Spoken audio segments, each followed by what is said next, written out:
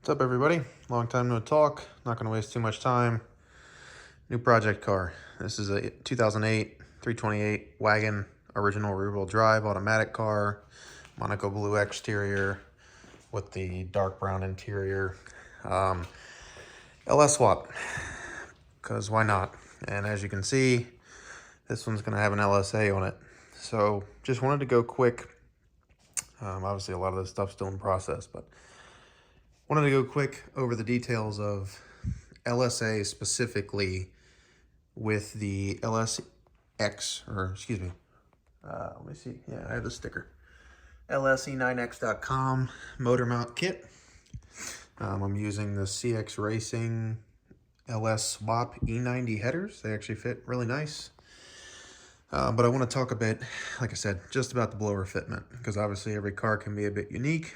So I wanted to go over with what I've got here. So LSA blower, this is an LS3 long block. So factory rec port deal, so no adapters or anything. If you had adapters, it would almost definitely ruin your possibility of fitting this under the stock hood.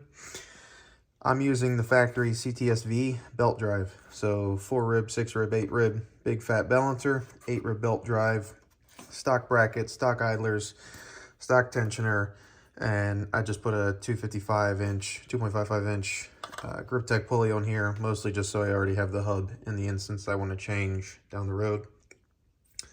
Block off all the things. Boost line here, tees off, one here, one's going to go to my regulator. All that's pretty status quo. Gonna have a CTSV lid again if you want it to go under the factory hood. This is an LS9 fuel rail. The ZL1 rail would probably work fine. They have different inlet and outlet configurations, so you just have to make that match. In terms of throttle body, this is the factory LSA throttle body, so like the 90 mil unit drive-by-wire, which is basically required for the swap. It's a drive-by-wire car to start with. The intake is going to end up looking something like this, which isn't my favorite, but after you put the core support on, that goes like this, and the headlight kind of consumes this area, there's really not many options. I've opted to move my power steering reservoir from the original location here back to here. Was able to make the factory lines work with a little bit of modification. But in terms of the blower, so first thing, I've cut this bar out on the hood. So basically just followed this factory line here and just zip that right off. Zip that right off. Just use a small cutoff wheel, Dremel, something like that. Go really slow. And then use like a putty knife to come in here to scrape off all the little dots. You see there's a dot there, there, and then a line of this adhesive that holds that piece on. Scrape that off. I'll eventually be putting some like stick-on underhood treatment in the middle. For the intake, this is pretty high up. I've also had to make one cut here. Again, I'll touch all this paint up and then put some undercoat on here so it'll look nice. That trim right there is to clear this part of the throttle body. This is pretty high if you look at it in this plane. And then this part, which I actually just cut out today, again, it'll all get touched up, but this is all smooth and everything. That creates clearance for the intake tube and the filter. Kind of sits like that. This is a 4-inch 60-degree elbow that I've cut down, and it kind of gives, you can see there is clearance back there. There is clearance under there. And like I say, obviously this is a test mock-up filter. The actual filter I'm getting is probably double the length of this one, but it'll be just small enough to fit with the core support here. Let me think, what else?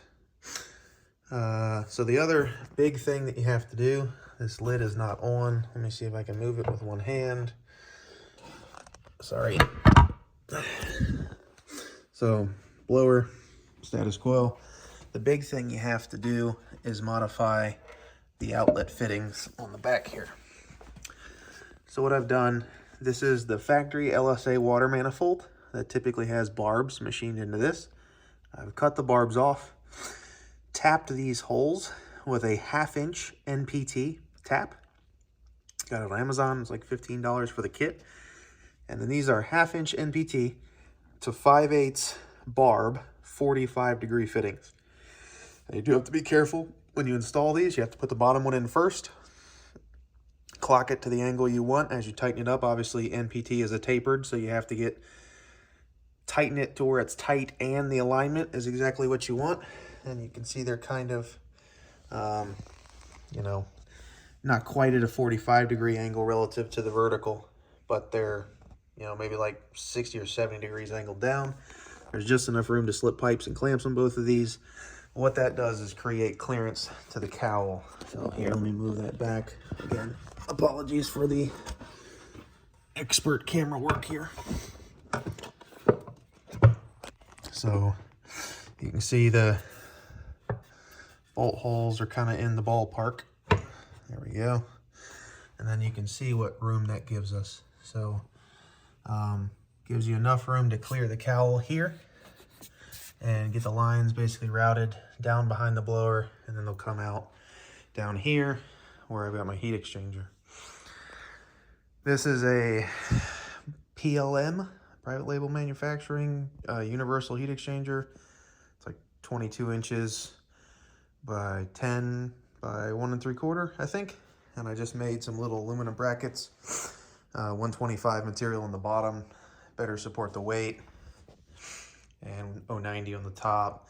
And then what I did was just bolted it through these little parts of the stock radiator support. So this all comes out as one big unit normally, the radiator, condenser, and our steering cooler. So I didn't want to change that. So now this is all still one big unit. Using the stock LSA style water pump, so Corvette 6-rib spacing, outlet on this side. This is a generic water pump hose I found for something on O'Reilly's. I can put the part number in the description. Same thing down there. Just found some stuff on O'Reilly's. Cut it to work, reusing the stock BMW click fitting here and here. On this one, my car is an automatic. It had a big barb right there, so I bought an HPS 3/4 inch silicon nipple, because the rubber ones, in my experience, always fail. Not cheap. It was like $20 just for that thing, but it's worth it, in my opinion, to not have to think about it. Reusing the stock fan, obviously. I am using the stock LSA valve covers to give me clearance back there. You can see it gets really tight back here between the heater core lines. That gets pretty close to the Corvette spaced alternator. I actually had to clearance the case, or the case cover, I guess you'd say, to clear that coil pack bolt. But that all fits nice. And then the big kind of one that makes the plumbing work here is this M3 AC line. So rather than the stock one, which comes out of here, it turns right into the valve cover. A lot of people cut and re-weld it to run it all the way down and they're on the front to the compressor. This one goes right out the back, boom, boom, over to here. Cut the stock soft line, get you a union, run down to the compressor, all that's good to go. So with those two things, the hood closes. So looks pretty crazy when you look at it from this perspective, like how in the world does that close? But make sure I don't have anything. Actually, let me get these bolts out of the way or I potentially smash them. But there you go. So hood fully closed, actually a bit under the resting spot, given the core support's not there with like the bumpers. And